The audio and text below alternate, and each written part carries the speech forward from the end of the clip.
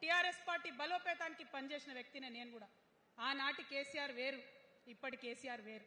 ఆనాటి కేసీఆర్కి తెలంగాణలో చేనేత కార్మికులు చచ్చిపోతుంటే భిక్షాటన చేసిన కేసీఆర్ ఆనాటి కేసీఆర్. ఇయాలటి కేసీఆర్ మారిన మనిషి, మర మనిషి, మన మనిషి కాదు. ఏమైంది ఇయాలటి కేసీఆర్కి?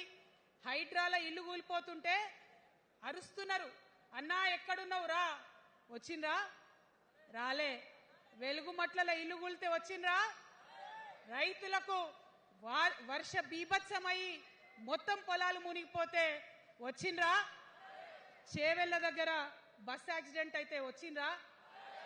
ఎక్కడ చిన్న కష్టం వచ్చినా ప్రజలకు ఆ సారు రారు, ఆ సారు రారు. ఎందుకంటే ఆయన మారిన మనిషి, మర మనిషి, గుంటనెక్కల తోడేళ్ల చేతిలో ఖైదీ అయినటువంటి మనిషి, మన మనిషి కాదు. బాధతో, దుఃఖంతో, ఆవేదనతో చెప్తున్న మాట, సంతోషంతో చెప్తలేని ఈ మాట నేను. అట్లాంటి కేసీఆర్ ఎట్లా ఉండే ఒకప్పుడు? అదే ఆర్డీఎస్ అంతా పాదయాత్ర చేసి నా తెలంగాణకు నీళ్లు కావాలని అడిగినరు.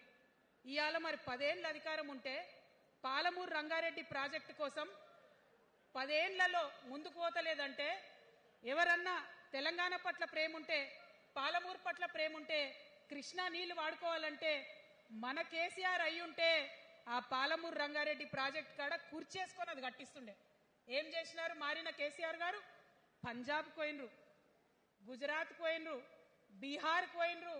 మేము మొత్తం రాష్ట్రంలో పీక్ కట్టలు కట్టాం, నేషనల్ పార్టీ పెడతామని పోయినరు తప్పితే తెలంగాణ ప్రజలను పట్టించుకోలేదు.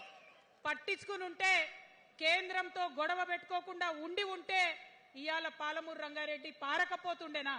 నేను అడుగుతా ఉన్నా స్ట్రేట్ గా. ఇన్ని రోజులు నేను ఎన్ని మాటలు మాట్లాడినా బీఆర్ఎస్ పార్టీ నాయకులు ఒక్కరు కూడా బయటకు వస్తలేరు, సమాధానం చెప్తలేరు. దీనికి మీరు సమాధానం చెప్పకపోతే ప్రజలే మిమ్మల్ని బయటకు లాగి సమాధానం చెప్పేటట్టు చేస్తారని కూడా ఈ సందర్భంగా నేను తెలియజేస్తా ఉన్నా.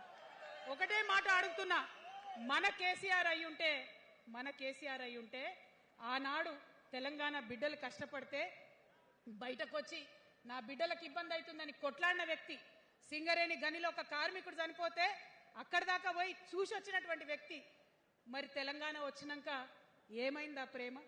అధికారం ముందు మమకారం తగ్గిపోయిందా? ఏం జరిగిందని నేను అడుగుతా ఉన్నా. ఎందుకు ఈ మాట చెప్తా ఉన్నా అంటే, ప్రేమ నాకు కూడా ఉంది.